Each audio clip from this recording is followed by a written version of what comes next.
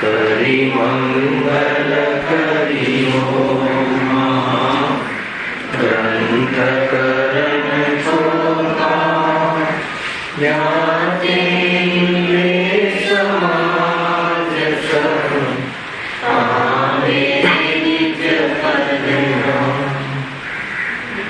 મિત્યા ભાવય ભાવતી જે પ્રગટે નિજ ભાવ તે જયવંત સદા એ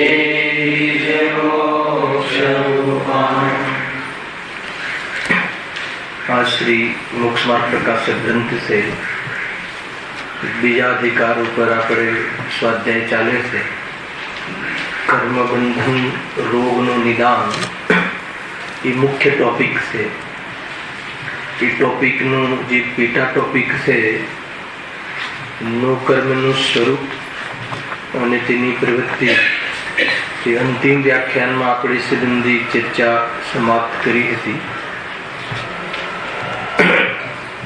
જે શરીર છે એને અહીં પંડિત ટોડરમલજીએ કહ્યું કે નો કર્મ છે.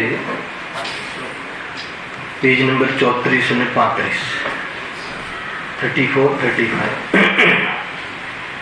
જે નામ કર્મ એ દ્રવ્ય કર્મ છે.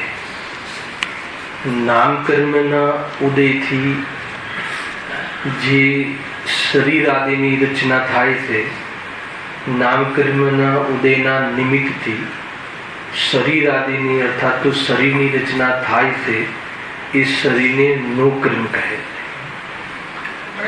એ શરીરમાં જીવ એ શરીરના સંયોગમાં ઉપજે છે.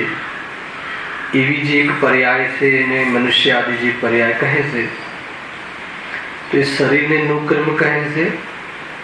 એ નો કર્મ સાથે જીવની શું પ્રવૃત્તિ છે?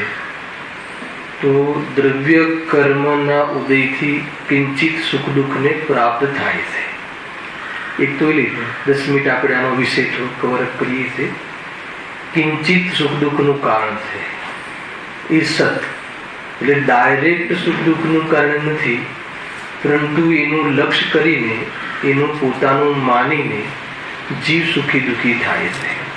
એમાં આપણે હેતુ પણ લીધો હતો કે જે અનંત સુખી એવા જે પરમાત્મા છે એના સંયોગમાં શરીર હોવા છતાં પણ કોઈ સુખી દુઃખી કે સુખ દુઃખનું કારણ બનતું નથી. એ તો દ્રવ્ય કર્મના ઉદયમાં સાતાના ઉદયમાં જીવને મોહના કારણે દેહનું લક્ષ્ય કરે તો ત્યાં સુખ દુઃખનું અનુકૂળતા પ્રતિકૂળતા ભાષિત થતા અનુભવ કરે છે. કુલ મળીને સંયોગમાં દેહ હોવો એ નવા કર્મબંધનું કારણ નથી. અર્થાત તો સંયોગમાં દેહનું હોવું એ સીધું સુખ દુઃખનું કારણ નથી, પણ એનું લક્ષ્ય કરે, દેહને પોતાનો માને, એમ માની એની સેવા કરે, રાગ દ્વેષના પરિણામ કરે તો નવા નવા શરીર મળે છે અને સુખ દુઃખનું કારણ બને છે. એટલી સામાન્ય ચર્ચા કરી હતી. બીજું પ્રવૃત્તિમાં એ લીધું હતું કે એ શરીરમાં આત્મા ઉપજે છે. આયુકાલ અર્થાત આયુષ્ય કર્મ પ્રમાણ શરીરના એમની સાથે રહે છે અને આયુ સમાપ્ત થઈ જતા શરીરને છોડે છે. ફરીથી નવું શરીર ધારણ કરે છે અને આયુષ્ય પ્રમાણ રહે છે અને આયુષ્ય પૂર્ણ થતા શરીરને છોડે છે. એક આ પ્રવૃત્તિ બતાવી હતી કે સંસારમાં જીવ શરીર અર્થાત તો નું કર્મ સાથે શું કરે છે? એની સાથે રહે છે ને છોડે છે, એ કાર્ય કરે છે. બીજું એ કહ્યું કે જે 5 ઇન્દ્રિય, જે દ્રવ્ય ઇન્દ્રિય, દ્રવ્ય મન ને શ્વાસોશ્વાસ, એ શરીરના જ અંગ છે. સમજો શું ટોપિક લીધા હતા યાદ હોય? એ બધા શરીરના જ અંગ છે. અર્થાત તો એ શરીરના સમૂહને શરીર કહે છે અને એ શરીરને નો કર્મ કહે છે અને એ પૂદગલના બનેલા છે. આપણે કહ્યું હતું, તમે આખો પેરેગ્રાફ વાંચશો તો આ બધું મળશે. એ પૂદગલની રચના છે. એ ચૈતન્યનો અંશ એમાં ન જણે. એ પૂદગલની રચના છે અને નિમિત્તમાં નામ કર્મ રૂપી દ્રવ્ય કર્મ નિમિત્ત છે એટલું કહ્યું હતું. તો એ જે શરીરના જે અંગ છે ઇન્દ્રિય આદિ દ્રવ્યમન આદિ એના નિમિત્તથી અર્થાત તો નો કર્મના સાથે અર્થાત તો શરીર સાથે બીજી કઈ રીતે પ્રવૃત્તિ કરે છે સંસારમાં કે જે એના અંશ છે જે એના અંગ છે શરીરના ઇન્દ્રિય આદિ એના માધ્યમથી જાણવાની પ્રવૃત્તિ કરે છે. એક તો એ પ્રવૃત્તિ બતાવી હતી અને 5 ઇન્દ્રિયના માધ્યમથી આંખના માધ્યમથી બહારના રંગ આદિ કાનના માધ્યમથી ગીત આદિ સાંભળવા આદિ એને સ્પર્શન ઇન્દ્રિય પૂરા શરીરના માધ્યમથી ઠંડા ગરમ આદિ નાકના માધ્યમથી જે ગંધ આદિ દુર્ગંધ આદિ જીભના માધ્યમથી સ્વાદ આદિ મનના માધ્યમથી વિચાર આદિ એના હિત હિતના વિચાર આદિ આવી પ્રવૃત્તિ જીવ કરે છે. હવે કયા આધારે કરે છે એ વાત જુદી છે. પોતાની મનોગત કલ્પનાના આધારે કરે છે કે શાસ્ત્રના માધ્યમથી વિચાર આદિ કરે છે એ બીજો ટોપિક છે. પણ એવો કોઈ પણ જીવ નહીં હોય જેને જેટલી યોગ્યતા મળી હોય જેને જેટલી ઇન્દ્રિયો મળી હોય જેને જેટલા ઇન્દ્રિયોના આધારે સામર્થ્ય હોય એવી પ્રવૃત્તિ જીવ અર્થાત જ્ઞાન દર્શનનો વેપાર કરતો જોવામાં આવે છે. એ તો આ પ્રવૃત્તિ કરે છે શાના માધ્યમથી? નો કર્મના માધ્યમથી. નો કર્મ એટલે શું? શરીર. શરીરને બીજા વિસ્તારથી શું કહ્યું કે ઇન્દ્રિય અને દ્રવ્યમન જેના અંગ છે એનું જે શરીર બનેલું છે એના માધ્યમથી એક તો આવી પ્રવૃત્તિ કરે છે. બીજી શું પ્રવૃત્તિ કરે છે? ઇન્દ્રિયોના માધ્યમથી જે પદાર્થ જાણવામાં આવે છે એની ભોગ પ્રવૃત્તિ પણ કરે છે. બીજું એ કરે છે ને ભોગ એટલે એમાં ભોગરૂપ આંખના માધ્યમથી જે પદાર્થ જોવામાં આવ્યો તો એ મને સુંદર લાગે છે, સફેદ કલર મને બહુ ગમે છે, લીલો કલર મને ઓછો ગમે છે, તો એવી રીતે એને ભોગવવાની પણ પ્રવૃત્તિ કરે છે. ઇન્દ્રિયના માધ્યમથી કરે છે. સ્પર્શન ઇન્દ્રિયનો વિષય ઠંડી હવા આવી તો ઠંડી હવા આવી એક તો ઠંડીનો બોધ કર્યો, ઠંડા સુગંધી અને ઠંડુ મને બહુ અનુકૂળ છે, ઠંડક મને બહુ સારી લાગે છે, તો એવી જાતિના ભોગરૂપ પણ પ્રવૃત્તિ કરે છે. એનાથી પોતાની ઈચ્છાના અનુકૂળ અર્થાત તો બહારમાં સંયોગોને અનુકૂળ ઈચ્છાને મેળ પડે તો ત્યાં સુખનો અનુભવ કરે છે અને ઈચ્છાને પ્રતિકૂળ બહારમાં સંયોગો વાસિત થાય તો દુઃખનો અનુભવ કરે છે. આ રીતે મોહના ઉદયથી નો કર્મ સાથે દેહ સાથે એના દેહમાં રોગ થઈ જાય, દેહ પતલો થઈ જાય, દેહ મોટો થઈ જાય, એવું દેહના કાર્યો છે. એમાં જીવ એના માધ્યમથી સુખ દુઃખનો પણ મોહના કારણે અનુભવ કરે છે. શરીર પતલું થઈ જતા કોઈ જીવ પતલું થઈ જતા દુઃખનો અનુભવ કરે છે, કેમ કે એને પતલું નતું જોઈતું, એની ઈચ્છા તો મોટું શરીરની હતી હે ને, તો એની ઈચ્છાને અનુકૂળ પરિણામ જોવા ન મળે તો દુઃખી થઈ જાય છે. એની ક્યારેક તો શરીરનું પોતાની ઈચ્છા અનુકૂળ પરિણામ જોવા મળે છતાં ઈચ્છાના કારણે એક પણ પરમાણુનું પરિણામ થાય એવો સિદ્ધાંત નથી. ખ્યાલ આવે કે નહીં? આપણી ઈચ્છાને અનુકૂળ કોઈ પરિણામ થતું નથી, પણ એવું પરિણામ થવા રૂપ અને આપણી એવી ઈચ્છા હોય તો જીવ શું સમજે છે કે ભાઈ એને અનુકૂળતા માને છે, અર્થાત એને સુખનું કારણ માને. તો આવું ક્યાં જોવા મળે છે? સંસારમાં પ્રાણીઓ આ રીતે દેહ અર્થાત તો નો કર્મ સાથે આવી પ્રકારની પ્રવૃત્તિ કરતા જોવા મળે છે. આ થઈ ગયું આખું નો કર્મનું સ્વરૂપ અને તેની પ્રવૃત્તિ. આ ટોપિક આપણો અહીંયા એ સંબંધી આપણે ચર્ચા કરી હતી. ખ્યાલ આવી જશે. નો કર્મ શરીરને કહેવાય છે, 5 ઇન્દ્રિય દ્રવ્યેન્દ્રિયાદિના અંગ છે અને સંસારમાં એવું એક પણ પ્રાણી નહીં હોય કે એની સાથે આવી પ્રકારની પ્રવૃત્તિ નહીં કરતો હોય. સંસારની વાત છે, સંસારી જીવ આ રીતે એની પ્રવૃત્તિ કરે છે, મુખ્ય રૂપથી લેવું. હવે ઓર હજુ નો કર્મનું સ્વરૂપના જે શરીર છે એ શરીરની ઓર પણ એક ચર્ચા એક નિત્ય નિગોદ અને ઇતર નિગોદના માધ્યમથી પંડિતજીને સમજાવવાનો વિકલ્પ આવ્યો કે ઓર બી આ શરીરની સાથે આવી રમત છોડવાની ને એમાં રહેવાની ને એવું ક્યાંથી કરે છે? અનાદિકાલથી. તો એ કેવી જાતની ઓર બી રમત અર્થાત ગમત કરે છે, શરીર સાથે પ્રવૃત્તિ કરે છે હે ને, એની ચર્ચાઓ નિગોદના માધ્યમથી પણ આ જીવે અહીંયા પંડિતજી સમજાવવાનો પ્રયાસ કર્યો છે. કુલ મળીને આ જે ટોપિક છે એ બહુ મહત્વપૂર્ણ ટોપિક છે. એનાથી જીવને વૈરાગ્ય આવી જાય, વિરક્ત થવાનું મન થાય. એક તો એ ટોપિક છે, એ આનો હેતુ છે. અને બીજું એના માધ્યમથી જીવ ક્યાં ક્યાં રહે છે, જીવની શોધ, જીવ કયા કયા સ્થાનોમાં મળે છે એ પણ આપણને ખ્યાલમાં આવે છે. અને આને આ એક પ્રકારથી એ કરણાનીઓનો જીવકાંડ નો વિષય છે આ. અને એને એક 14 માર્ગણા ગુણસ્થાન તો ભણ્યા છો, ગુણસ્થાન, માર્ગણા સ્થાન, જીવ સમાસ, આ બધા વિષયો છે. જીવના બારામાં જાણવું હોય, સંસારમાં પણ જીવના બારામાં જાણવું હોય, કેમ જાણવું છે કે જીવ ક્યાં ક્યાં રહે છે. એમાં બે કન્સેપ્ટ છે કે કર્મોના ઉદયથી, ખોટા ભાવના કારણે, કર્મના નિમિત્તથી જીવ કઈ જગ્યાએ ઉપજે છે, તો એને વૈરાગ્ય આવે, એવા ભાવોથી વિરક્ત થવાના પરિણામ આવે. બીજું, જીવ ક્યાં ક્યાં રહે છે લોકમાં એ ખ્યાલમાં આવતા અહિંસા પરમો ધર્મ નું પાલન થઈ શકે છે. તમે સમજો, આજે જીવ સમાસની ચર્ચા છે આના આધાર ઉપર. અને અહીંયા યદ્યપી નિબોધની મુખ્યતાથી ચર્ચા છે, પણ જ્યારે જ્યારે આપણે બોરીવલીના ક્લાસમાં આ કોઈ વિષય આવે છે તો થોડોક વિકલ્પ આવે છે કે એને આગળ પાછળથી પણ થોડુંક લઈ લેવું. કેમ કે ક્રમશઃ ક્લાસનું સ્વાધ્યાય આપણે ત્યાં થયું છે કે નથી થયું એ મને ખબર નથી.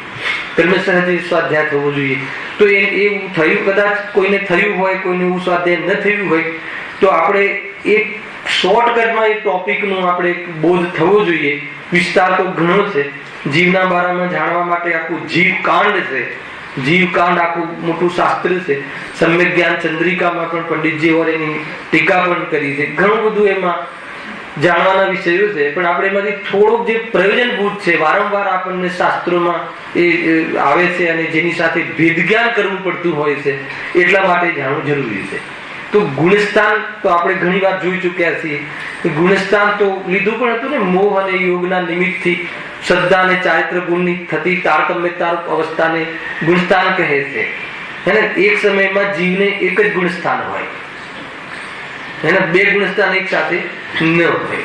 કાં તો ચોથામાં હોય તો પછી પહેલું ના હોય, જયારે મહિના છઠ્ઠામાં હોય ત્યારે સાતમું ના હોય, સાતમું હોય ત્યારે છઠ્ઠામાં ના હોય. એક સમયમાં એક જ ગુણસ્થાન રહે છે. એ અલગ વાત છે. ગુણસ્થાન એ જીવની એ પ્રકારે એની વિશેષતાના આધાર પર છે. એક છે માર્ગના સ્થાન. તો માર્ગના સ્થાનમાં શું છે કે જીવની કોઈ વિશિષ્ટ પર્યાય અર્થાત તો ભાવના આધારે જે અન્વેષણ, જીવની જે શોધ કરવામાં આવે છે, સંશોધન કરવામાં આવે છે, જીવને ઓળખવામાં આવે છે, જીવને પરિચય કરાવવામાં આવે છે, એને માર્ગના સ્થાન કહે છે. ખ્યાલ એ 14 પ્રકારના માર્ગના સ્થાન છે. ગતિ છે, ઇન્દ્રિય છે, લેસ્યા છે, કસાય છે, પછી ત્યાં સંઘની છે, પછી એમાં ઓર ઘણા ભેદ છે. એના આધાર ઉપર જીવોને ઓળખવાની વાત આવે છે. અને એની સાથે સાથે જીવ સમાસ, પર્યાપ્તિ, પ્રાણ, પછી એમાં ઓર સંજ્ઞા અને ઉપયોગ, બીજી 5 નિરૂપણ આવે છે. એ રીતે ઓર એમ કહીને ટોટલ 20 નિરૂપણ પદ્ધતિ છે જીવની. એના સામાન્ય પરિચય કરાવું છું, ઓર બી આનો એક પરિચય કરાવવો જરૂરી છે. તો એમાં 14 જીવ સમાસ, એના આધાર ઉપર આ નિત્ય નિગુણની ઇતર નિગુણની ચર્ચા એમાં જોવા મળે. તો જીવ સમાસ શું છે? જીવ અને સમાસ એટલે ભેદ. અર્થાત તો જીવ ભેદ એટલે સ્થાન, જીવના સ્થાન, જીવ ક્યાં ક્યાં પ્રાપ્ત થાય, જીવને ક્યાં ક્યાં મેળવવું. તો એના આધાર પર જીવ સમાસ નામનું એક ચેપ્ટર આવે છે જીવકાંડનું. એના આધારે અહીંયા ચર્ચા થાય છે. તો કુલ મળીને જે જીવની પ્રગતિ અને આ શું લાભ, એક ઉદ્દેશ્ય સમજો. આનાથી અહિંસા પરમો ધર્મ એ નિભાવ થઈ શકે છે. આપણો ધર્મ કયો છે? અહિંસા પરમો ધર્મ. જૈન ધર્મને વિસ્તારથી કેવું હોય તો અહિંસા પરમો ધર્મ. આમાં આત્માનો પણ ધર્મ આવી જાય અને આમાં હિંસાથી રહિત, હે ને, રાગ દ્વેષથી રહિત પ્રવૃત્તિરૂપ વિતરાગતા પણ આવી જાય. હવે થોડુંક અધ્યાત્મ પર ચર્ચા કરું છું, પછી ભેદોમાં આપણે ઉતરીશું. બહુ મજાનો વિષય છે. પહેલા આ સમજવાનો તમને ઉદ્દેશ ખ્યાલ હશે તો આનંદ આવશે. અહિંસા પરમ ધર્મ. હિંસા કોને કહે છે? કે જીવના મનમાં અર્થાત તો ભાવમાં ઉત્પન્ન થતા મોહ રાગ દ્વેષ રૂપ પરિણામને હિંસા કહે છે. ખ્યાલ આવે કે નહીં? અને જીવના મનમાં અર્થાત ભાવમાં અર્થાત પરિણામમાં મોહ રાગ દ્વેષનો અભાવ થઈ જવો એને અહિંસા કહે છે. આ વ્યાખ્યા કરી, મુખ્ય વ્યાખ્યા વિતરાગતા. હવે જીવને પરિણતિમાં મોહ રાગ દ્વેષ ઉત્પન્ન થાય છે તો આત્માની તો હિંસા થાય જ છે, આત્માના આનંદની તો હિંસા થાય જ છે, એ જ વાસ્તવમાં હિંસા છે.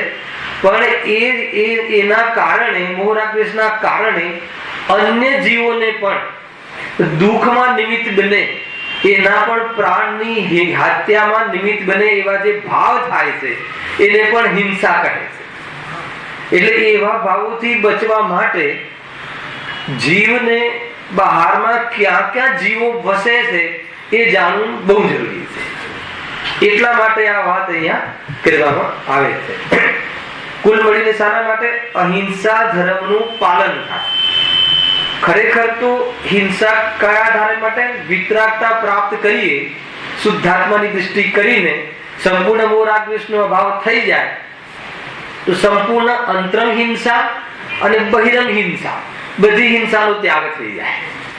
પરંતુ જ્યાં સુધી અંતરંગ હિંસા મોહ રાગ દ્વેષ આદિ રૂપી છે, મોહનો અભાવ થઈ જવા છતાં પણ જે સંપૂર્ણ રાગનો અભાવ નથી થતો, એના હિંસક ભાવ એ છે, તો એ વખતે બહારમાં એ ભાવનું નિમિત્તપણું પામીને અન્ય જીવો પ્રત્યે જે હિંસાનો ભાવ જે છે કેવી રીતે મટે, અર્થાત એવી હિંસા ત્યાં હિંસાનો ભાવ ન રહે એના માટે બહારમાં ક્યાં ક્યાં જીવો વસે છે એ જાણવું બહુ જરૂરી છે. એટલે ચરણાન યોગના પાલન માટે પણ આ વિષય બહુ બહુ મહત્વપૂર્ણ છે. હે ને? ગુરુદેવે આજે કહ્યું ને, બહુ સરસ ગાથા ચાલી ગઈ કે બહારમાં નિર્ગ્રંથ હોય, પ્રવજ્યા દીક્ષિત હોય, સમજો, અને મહાવ્રત આદિનું પાલન કરતું હોય, પરંતુ મોહના કારણે જે મુનિ અહિક કાર્ય કરે છે, નજર વાત આવી નીતિનભાઈ, અહિક કાર્ય કરે છે, લૌકિક કાર્ય કરે છે, જે સામાન્ય જન કાર્ય કરે છે એવા કાર્ય કરે તો કહે છે કે તે અસંયમી છે, અજ્ઞાની છે, મુનિ નથી. આવે છે કે નહીં? હવે મુનિ એ બધું આના આધાર પર વાત નીકળે છે. કયા સ્ટેજમાં કઈ પ્રકારનો રાગ તૂટી જાય છે, કયા કયા લેવલનો રાગ તૂટે છે એની વાત. અહિક અને દહિક, હે ને? દૈહિક કાર્ય તો લીધા હતા આપણે ગયા વ્યાખ્યાનમાં દેહના માટે, પણ અહિક કાર્ય, દુન્વયી કાર્ય, લૌકિક કાર્ય, જે લૌકિક કાર્યમાં જે સામાન્ય મનુષ્ય કરતા હોય છે એ કાર્ય, અને શ્રાવક જે મનુષ્ય છે એવા કાર્ય પણ મુનિને ન હોય. બહુ નવાઈ લાગશે તમને. જે શ્રાવક કરે ને મંદિર બંધાવા, એ શ્રાવકના કાર્ય છે, એ લૌકિક કાર્ય છે, એ મુનિના કાર્ય નથી. મંદિર બંધાવા, ફાળો એકઠો કરવો, બેંકમાં ખાતા હોવા, દાતાઓને બોલાવીને મંદિર બંધાવડાવવા, એ બધું લૌકિક કાર્ય છે. તો એ અહિક કાર્ય મુનિરાજને ન હોય, એ શ્રાવકોને હોઈ શકે છે. આ બધું આ રાગના આધાર પર છે. હિંસા છે એમની કઈ શાની હિંસા છે? સંયમની હિંસા છે, વિતરાગતાની હિંસા છે, શ્રદ્ધાની હિંસા છે. અર્થાત એ મુનિત નથી. મુનિનું એક જ કાર્ય જ્ઞાન ને ધ્યાન, એમાં મૂળ ધ્યાન.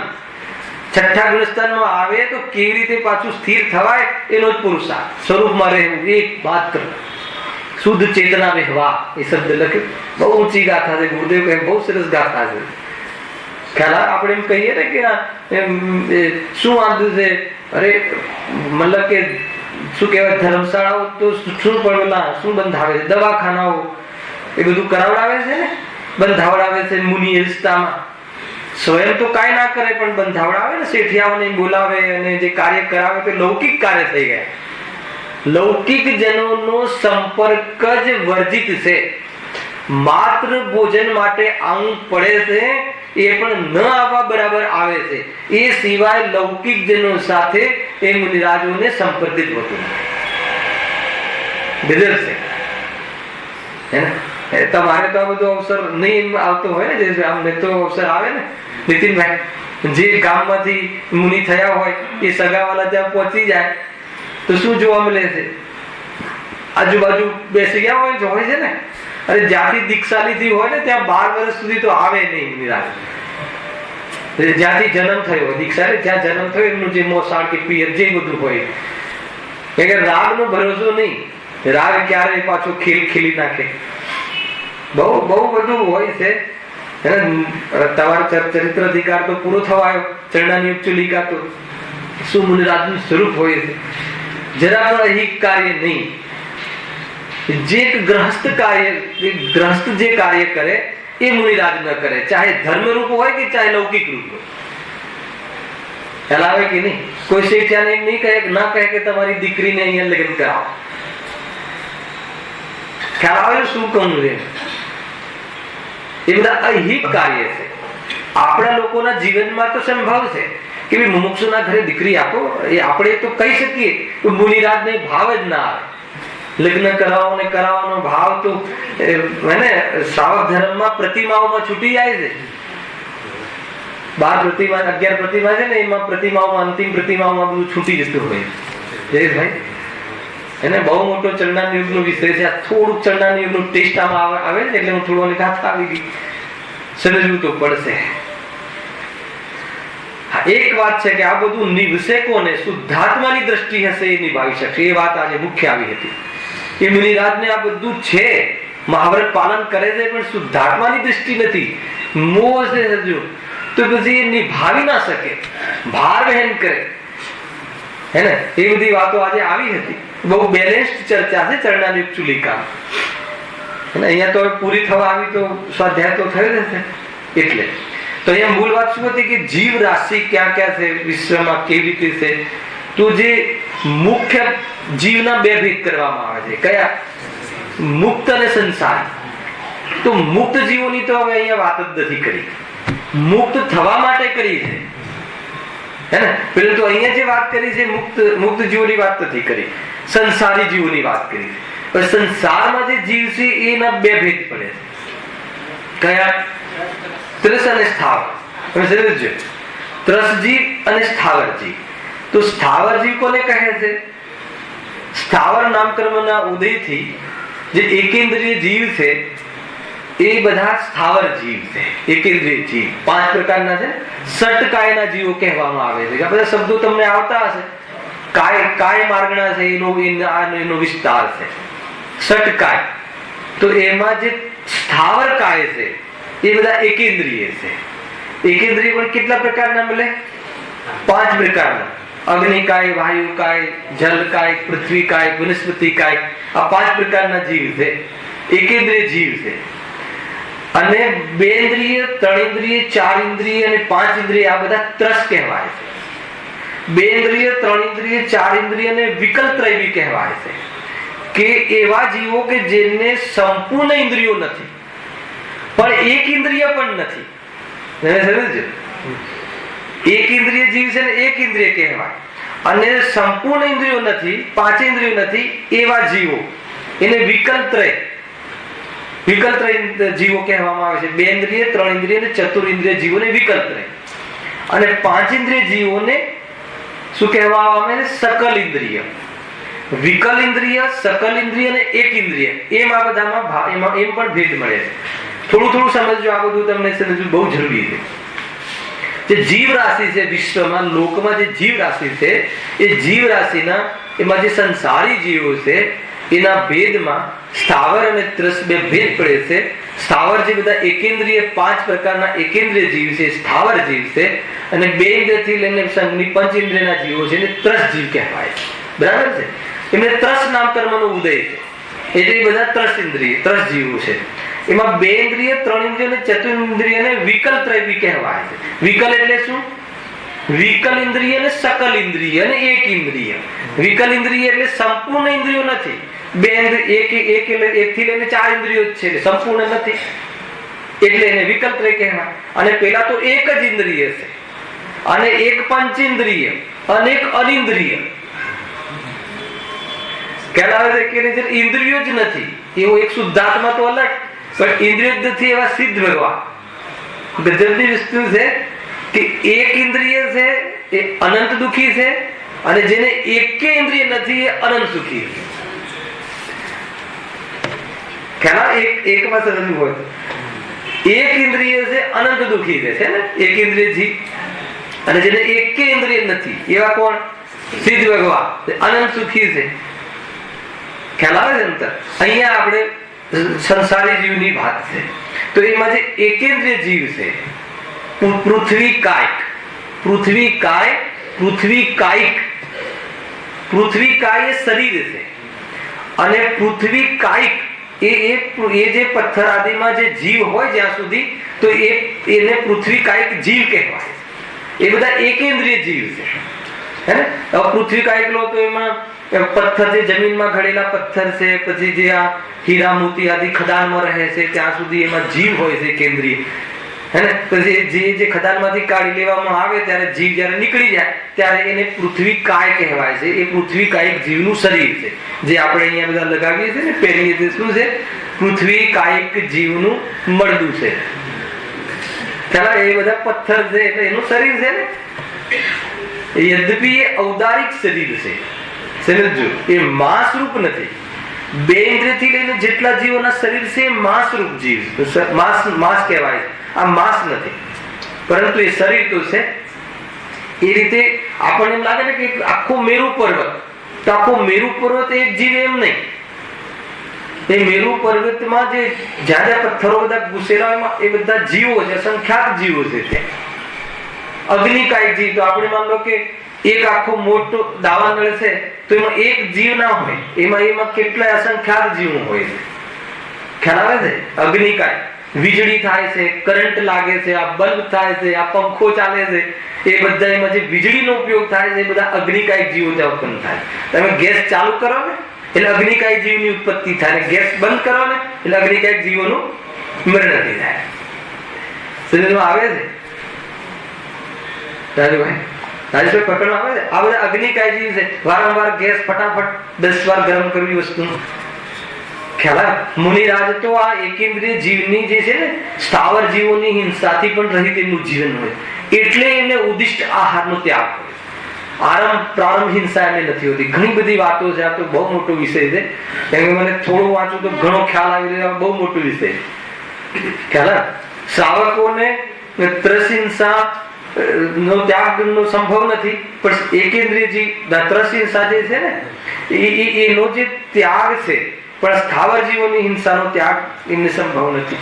શ્રાવક જે ઘરમાં હોય, સમ્યક દ્રષ્ટિને સ્થાવર આદિ અને ત્રસ આદિ બંને હિંસાના પરિણામથી બચી નથી શકાતું, પણ બચવું જરૂર હોય છે. ખ્યાલ આવે કે નહીં? ચોથા ગુણસ્થાને. અને જે ચોથા ગુણસ્થાન વાળા જીવો પણ નથી એને તો આ હિંસા કહેવાય. આવો તો હોય જ ને. એક ઉપાદેય બુદ્ધિ હોય છે હિંસામાં. ખ્યાલ આવે કે ને? સ્ટેજ છે, ઉલટું ગ્રહણ નહીં કરતા કે સમ્યક દ્રષ્ટિને ચાલે તો આપણે પણ ચાલે. સમ્યક દ્રષ્ટિ જીવને ચતુર્ગુણ સ્થાને આ સ્થાવર આદિ સટકાઈની જીવની હિંસાનો પરિણામ કસાય મટી નથી ગઈ હોતી, પણ બચવું જરૂર હોય છે. એ હિંસાથી બચવા માટેનો પુરુષાર્થ જરૂર હોય છે.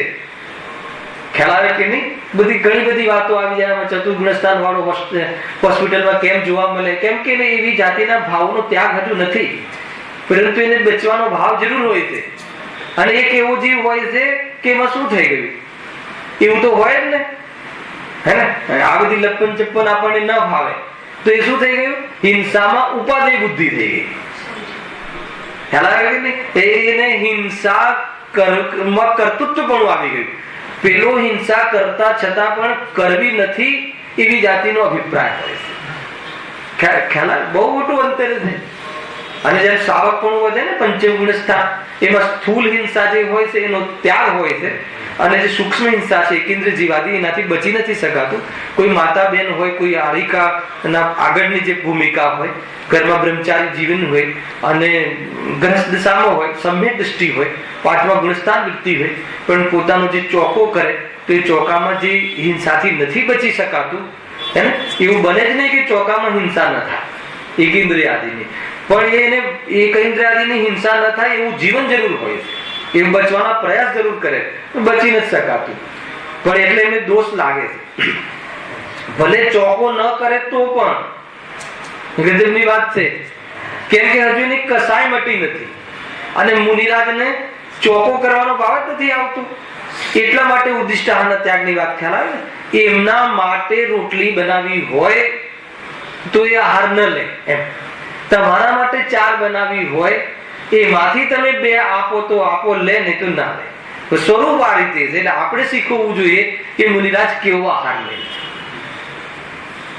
શું ગરિમા હશે, શ્રાવકોને શું ભક્તિ ભાવ હશે, પોતાના માટે બનાવેલું. એમને કે આજે ગામમાં મુનિરાજ આવ્યા છે તો હું રોજ 5 રોટલી ખાઉં છું, તો આજે 7 બનાવી દઉં તો ન ચાલે. ગજબની વસ્તુ છે. મુનિ ધર્મ તમારો થોડો ચાલી ગયો એટલે થોડો ટેસ્ટ બતાવું છું. 5 રોટલી પોતાના માટે બનાવી હોય ને એમાંથી પોતે 2 રોટલી કે 1 રોટલી રે, બાકીની મુનિરાજને આહાર દાન કરે. ત્યારે એમને ઉદ્દિષ્ટ આહારનો દોષ નથી લાગતો ને. ત્યારે એટલે કેમ કે નવું કઈ એમનું આરંભ ન થયો ને એમના માટે. ખ્યાલ આવે? આપણા ઘરમાં તો 3 વ્યક્તિઓ તો 3 માટે જુદા જુદા શાક બને છે કે નહીં? દીકરાને આ ના ભાવે, દીકરીને ઓલું ના ભાવે, મોટા દીકરાને ઓલું ના ભાવે. દરેકની સમસ્યા છે કે નહીં? પેટનો ખાડો પૂરવો છે. ખ્યાલ આવે? બહુ આમાં તમને લાગે કે આમ ધર્મ ક્યાં છે? અરે આવી ભૂમિ જેને ધર્મ પ્રગટ થયો હોય છે ને આવી ચીજોમાં જોવા મળે છે. આપણે જડની ક્રિયા કહીને કાંઈ પણ કહીને તો જયારે આપણે મોક્ષ જશું ત્યારે શ્રાવક પણ નહીં આવે, મુનિદશા નહીં આવે, તો એ બધું આ બધું નહીં આવે. તો આ બધું ખ્યાલ આવે છે કે નહીં?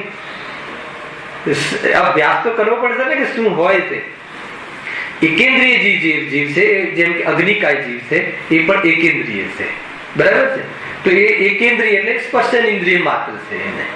તો એ જે વીજળીનો ઝબકારો થાય, આપણે જે કરીએ, જે બલ્બ કરીએ, જે આ કરીએ હે ને, એટલે આપણે ત્યાં ભાઈ સાંભળજો બરાબર, અન્યથા નહીં લેતા જયેશભાઈ, જે છે શાસ્ત્રના જ આરતી કહું છું. એટલે આપણે ત્યાં દીવાની જે આરતી કરીએ ને એ આરતી કરવાનું નિષેધ કરે. અને પછી બલ્બ પણ એ સળગાવીએ ને તો શું થઈ ગયું? એકેન્દ્રિય જીવ થયું. એટલા માટે એનાથી પણ આરતીનો નિષેધ કરે. વાસ્તવમાં આ રીતે તો પેલા આરતી કેમ થતી હતી બધાને ખ્યાલ હોય તો, કે પેલા જે આપણે ફરીએ છીએ ને તો બધા ગભારાનો અને પેલા મુસ્લિમના કારણે બધી બારીઓ બંધ કરી દીધી, બારી બધી ન રાખવામાં આવતી. હવે ભગવાનની જે મુખ મુદ્રા જોવી હોય, આપણે તો શ્રાવકો છીએ, ભગવાનની પૂરી મુદ્રા જોવી હોય તો કેવી રીતે જોવી? તો એક દીવો સળગાવવામાં આવતો અને આખી ભગવાનની પ્રતિમા આમ જોવામાં આવતી હે ને. એ રીતે આખી પ્રતિમા નિહાળવા માટે દીવાનો ઉપયોગ થતો. તો એ દીવાનો ઉપયોગ ધર્મની ક્રિયા બની ગઈ. એ પ્રથા ધર્મની ક્રિયા બની ગઈ. સમજો? અને એટલે એક વખત તમે કોઈ રૂઢિમાં આવી ગયા ને, હવે રૂઢિ બદલવી હોય ને, આમ કરવાનું જો ન થયું ને તો તમને એમ લાગે મેં ધર્મ નથી કર્યો. એ સ્વરૂપ છે આવું. જ્યાં સુધી તમે આમ ન કરો ને ત્યાં સુધી તમને એમ લાગે કે આજે મારે કંઈક રહી ગયું છે. પણ એમાં અગ્નિકાયિક જીવની હિંસા છે. શાસ્ત્રમાં લખ્યું છે, કોઈ નવી વાત નથી. અનાદિથી આવા ધર્મના ક્ષેત્ર જીકાંડ ખોલો તમે, જીકાંડ નથી એ રીતે છે. એને અમારે એકવાર આવું બનાવ બનેલું જયેશભાઈ કે પ્રતિમા લઈ જઈને આપણે એક કોઈ પૂજાનું ઓલું રાખેલું, શું કહેવાય, એક વિધાન રાખેલું.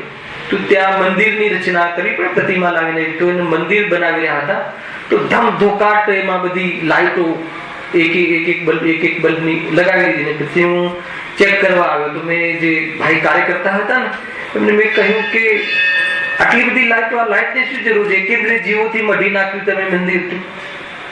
તો મને એમને એમ કહ્યું કે તમારા ઘરે જયારે દર્શનનું લગ્ન હશે ત્યારે નહીં કરો, તમારા દીકરાનું લગ્ન હશે ત્યારે નહીં કરો. તો મેં એમને એમ કહ્યું કે જે બધું ઘરમાં કરીએ છીએ એ બધું મંદિરમાં કરવાનું ના આવે. મંદિરથી શીખીને ઘરમાં પણ ટાળવું જોઈએ. પણ જે ઘરમાં કરતા હોઈએ એ મંદિરમાં થોડી કરવાનું. કે આ બહુ મોટો પ્રશ્ન છે. આપણે કોઈ બી મંદિરમાં તમે આ વસ્તુનો તમે એમ કહો કે અહીંયા બહુ દૂર, તો કે ઘરે તો કરીએ છીએ. અરે ઘરે કરીએ છીએ એ તો તકલીફ છે, એ ભૂલવું છે ને. એટલા માટે મંદિરમાં શીખવામાં આવે છે.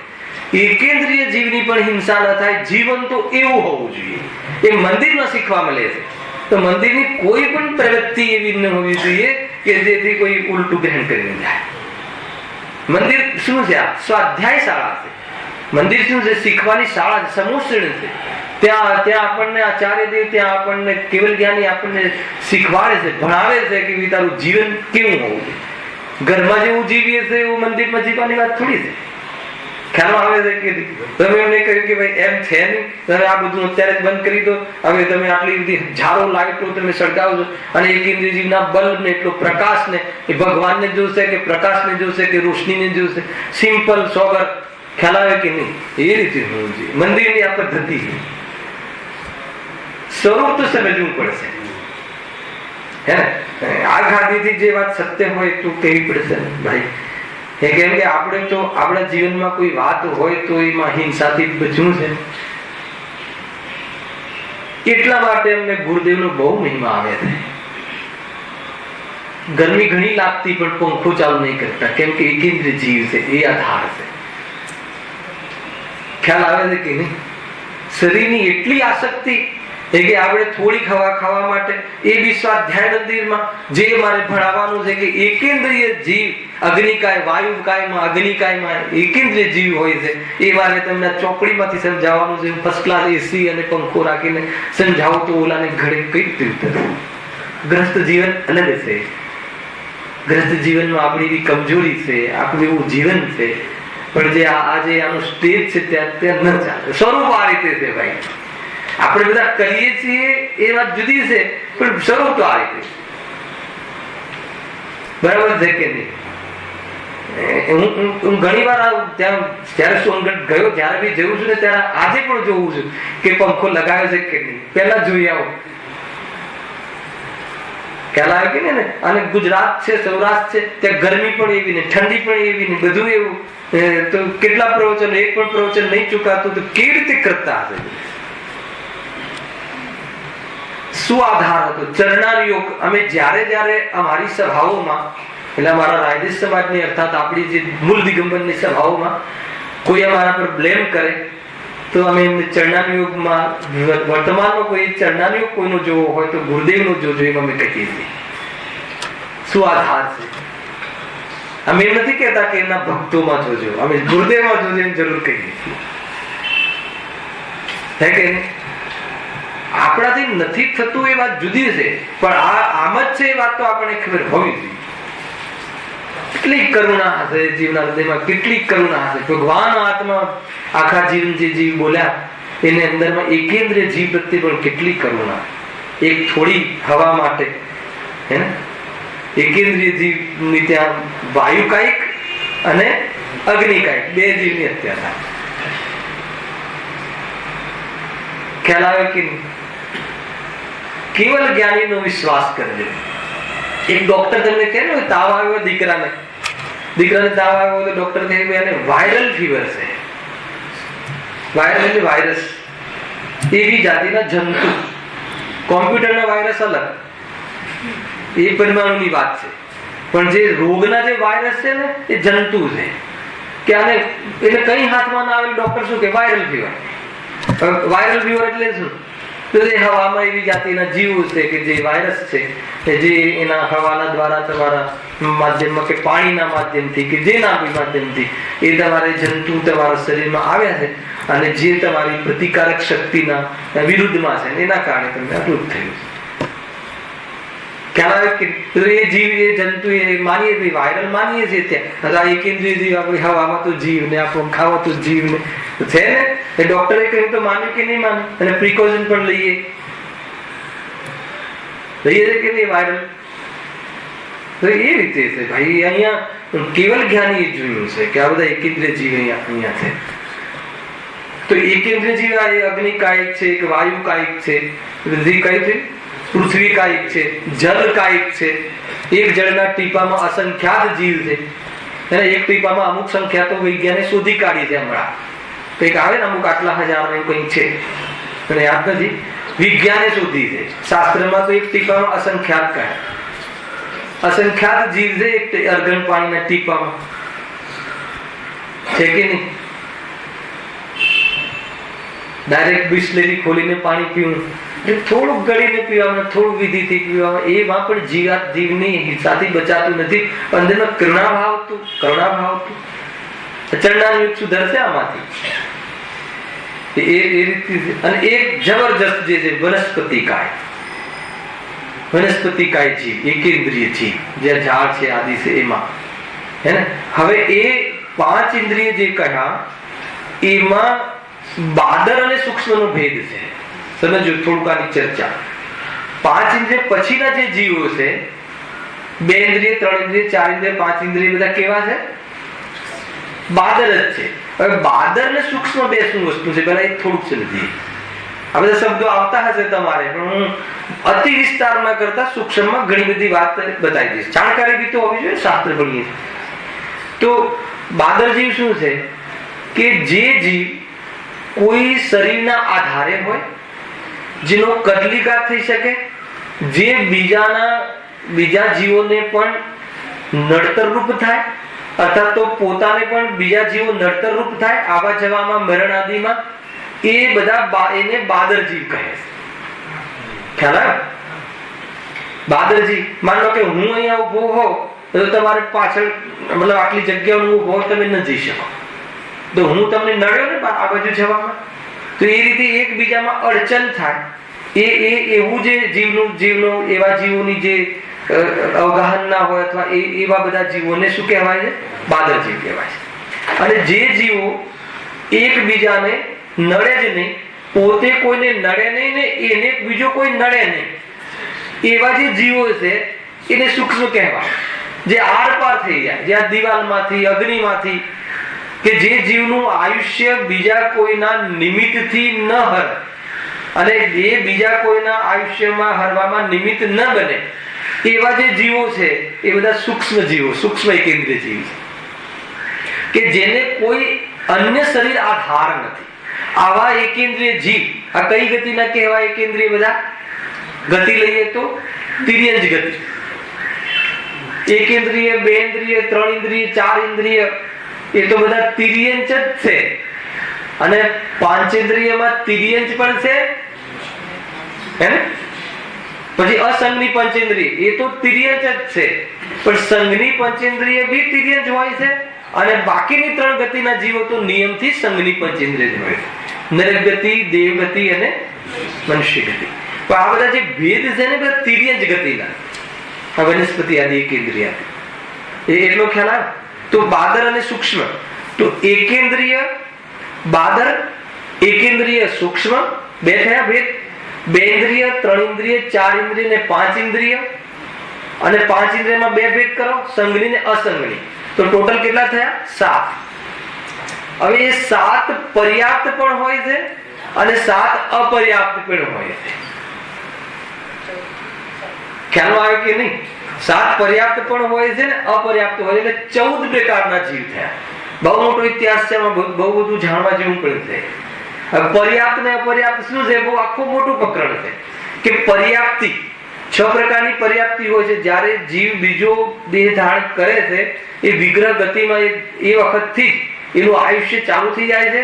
અને એ વખતે એની પર્યાપ્તિ એટલે કાર્ય શક્તિ, હે ને. શરીર પર્યાપ્તિ, આહાર પર્યાપ્તિ, ઇન્દ્રિય પર્યાપ્તિ, શ્વાસોશ્વાસ પર્યાપ્તિ, મન પર્યાપ્તિ, આ 6 પ્રકારની પર્યાપ્તિ છે.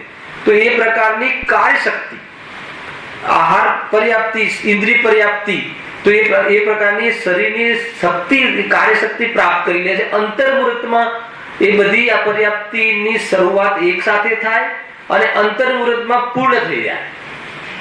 ખ્યાલ આવે કે નહીં?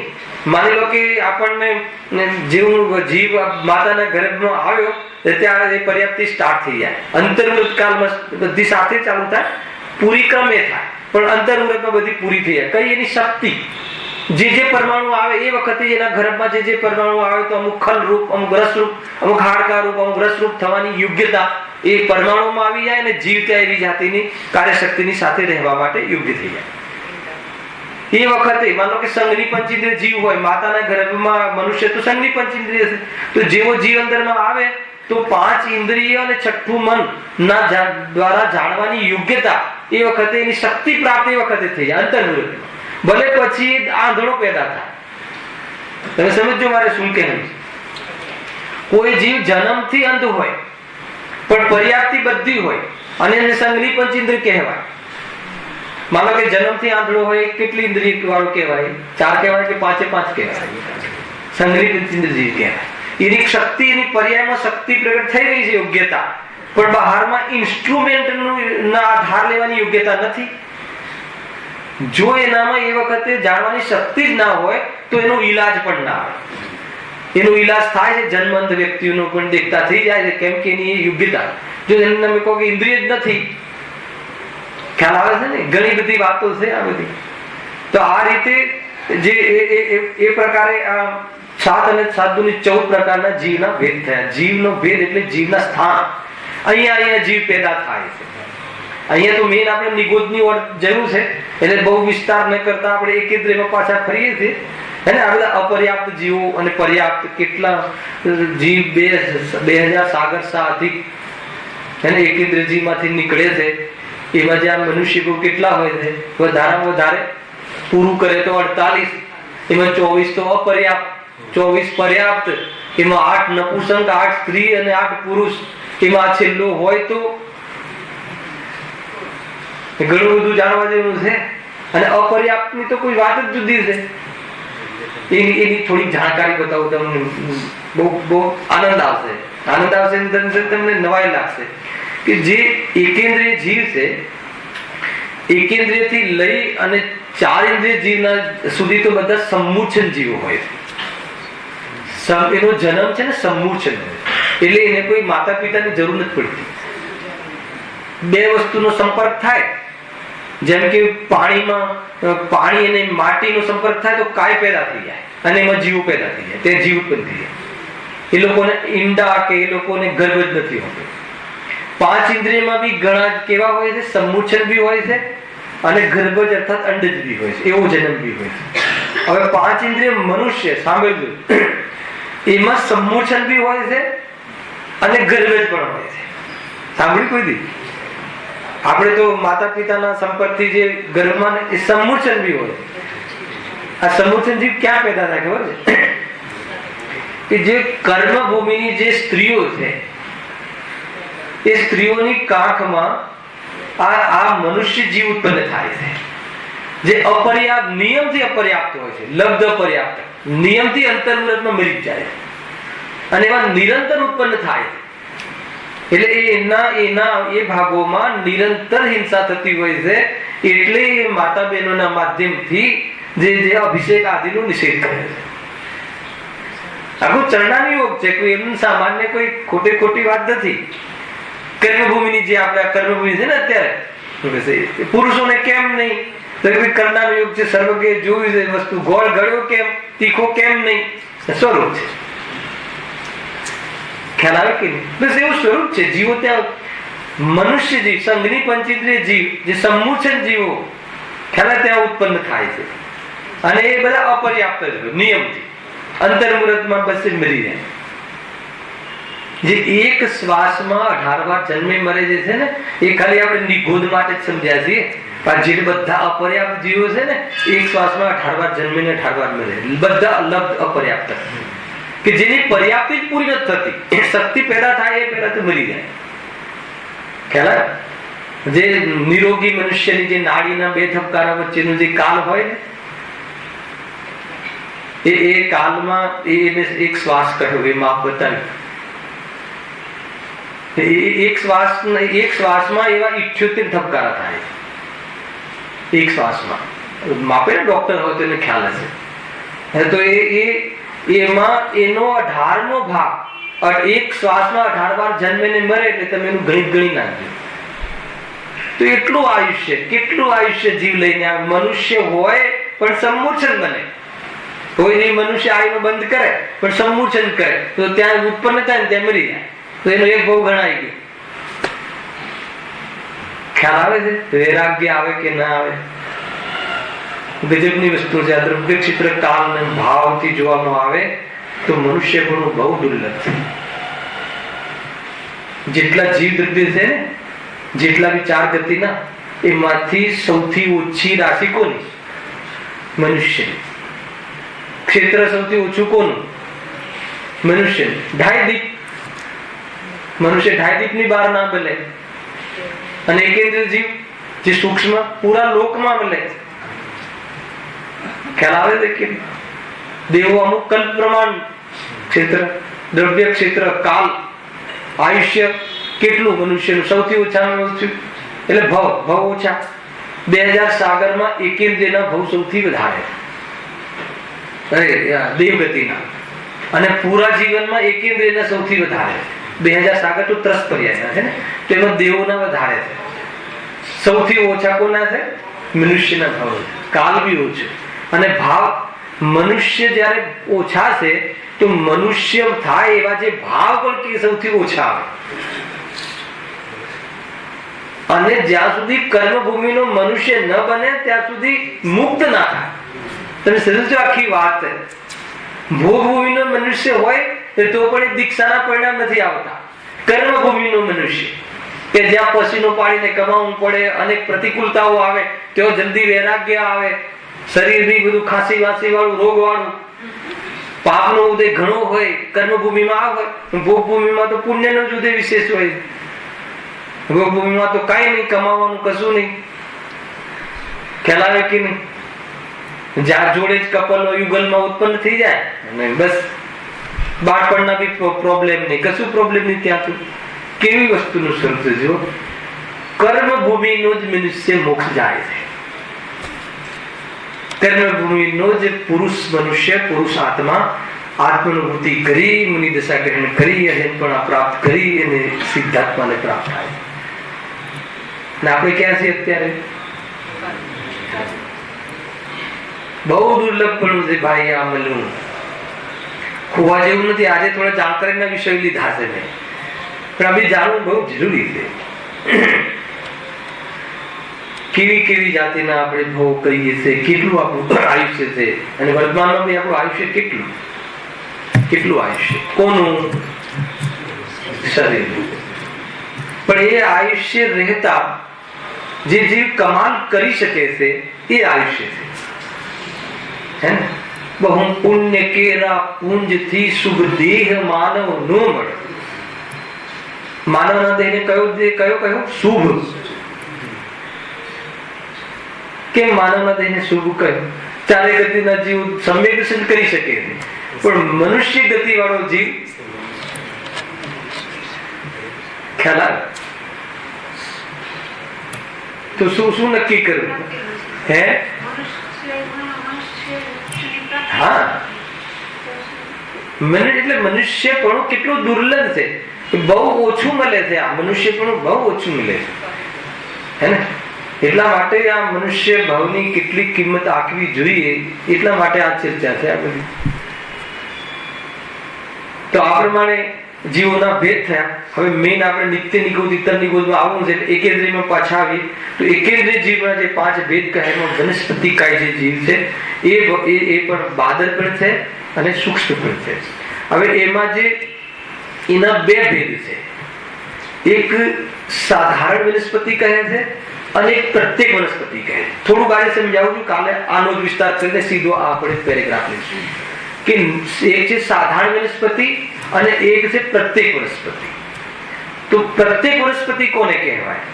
કે જે વનસ્પતિનો સ્વામી એક જીવ હોય એને પ્રત્યેક વનસ્પતિ કહેવાય. શું કહેવાય? જે વનસ્પતિનો અર્થાત તો જે શરીરનો સ્વામી એક હોય, જેમ કે આ ઝાડ છે, એમાં એક જીવ છે. એના આધારે ઘણા જીવ છે જુદા, પણ પર્ટિક્યુલરલી એક જીવ છે. બરાબર છે? તો એક જીવ છે એટલે એ શું છે? પ્રત્યેક વનસ્પતિ. હવે એ જે અને સાધારણ વનસ્પતિ કોને કહેવાય? કે જે વનસ્પતિના આધારે અનંત જીવ રહેતા હોય, જે શરીરના આધારે અનંત જીવ એક સમાન આયુ, સમાન શ્વાસ અને સમાન પર્યાપ્તિ વાળા જીવો રહેતા હોય એને શું કહેવાય? સાધારણ વનસ્પતિ. ખ્યાલ આવે છે? જે બટાકા સુરણાથી શું છે? સાધારણ વનસ્પતિ છે. અને આ જે લીમડો છે, આ પીપળો છે, બધા શું છે? પ્રત્યેક વનસ્પતિ. એટલે એ જે સાધારણ વનસ્પતિ છે એને નિગોદના જીવ, એને નિગોદનું સ્થાન કહેવામાં આવે છે. એટલો ખ્યાલ આવે? કાલે ફરતી લઈશ, પણ આ સમજવા જેવું છે.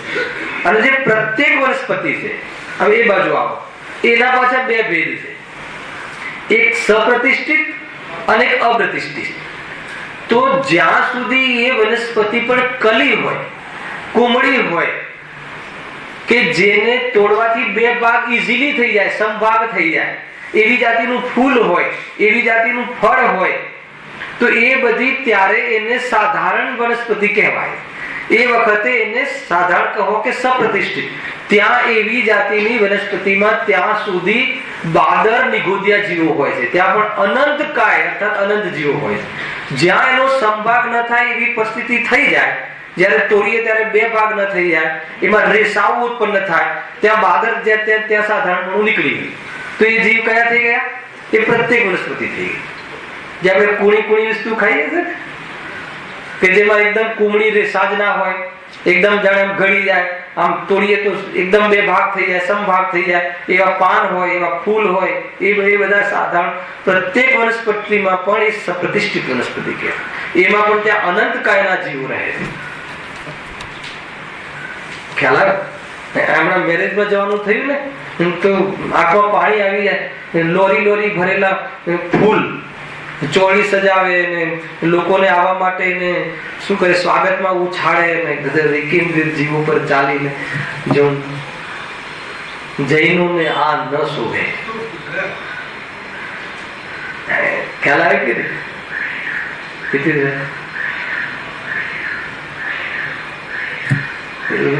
લગ્નમાં બધા શું આવે? લગ્ન કરવાનો ભાવ અશુભ ભાવ છે, મજબૂરી છે. એ તો જ્યારે એની ઇન્દ્રિયોના એના પરિણામ એને સહન નથી થતા, ત્યારે સમાજ માન્ય એને ઓર ખુલ્લા સાંઢની જેમ ખોટી પ્રવૃત્તિ ન કરે એટલા માટે આ એક એ અપેક્ષા એની એ કસાયની મર્યાદામાં લાવવા માટેની પ્રક્રિયા છે, જે જ્ઞાનીઓને જોવા મળે છે. ખ્યાલ આવે કે નહીં? વલ્લભજીને ભોગવવાના પરિણામ આવે અને જો એને એ પ્રમાણેની દ્રષ્ટિ ખુલ્લી રાખે તો કેટલી નિંદાને પાત્ર થાય, પરંતુ એ પરિણામને અનુકૂળ એને જે સમાજમાં નિંદનીય નથી એ રીતે લગ્ન કરાવી દેવામાં આવે. ખ્યાલ આવે? કાલે બતાવીશ આને શોભાણીજીએ એમના ઘરે આ લગ્નને અમંગલ કેમ કહ્યું હતું અને મંગલ કઈ રીતે છે, અમંગલ કઈ રીતે, એ બી થોડીક ઝલક તમને હું બતાવીશ. શુભ ભાવ શુભ પ્રસંગ કઈ રીતે કહેવાય, એને અશુભ કઈ રીતે કહેવાય, એ બંને બતાવે. ખ્યાલ આવે? અને એના આધાર પર આપણે એકેન્દ્રિય જીવો, એમાં જે સાધારણાદી વનસ્પતિ જે છે, એમાં હવે નિગૂઢના જીવોની શું પરિસ્થિતિ છે અને નિગૂઢ કેમ કહેવાય છે, અને એમાં ઇતર નિગૂઢ શું છે, અને એમાં આપણું મુખ્ય જે પિયર છે એ નિત્ય નિગૂઢ શું છે કે જ્યાંથી આ જીવ બહાર આવ્યો છે અને ફરીથી પાછું ત્યાં જવું કે ન જવું એ નક્કી આપણે કાલે કરીશું. ખ્યાલ આવે? એટલા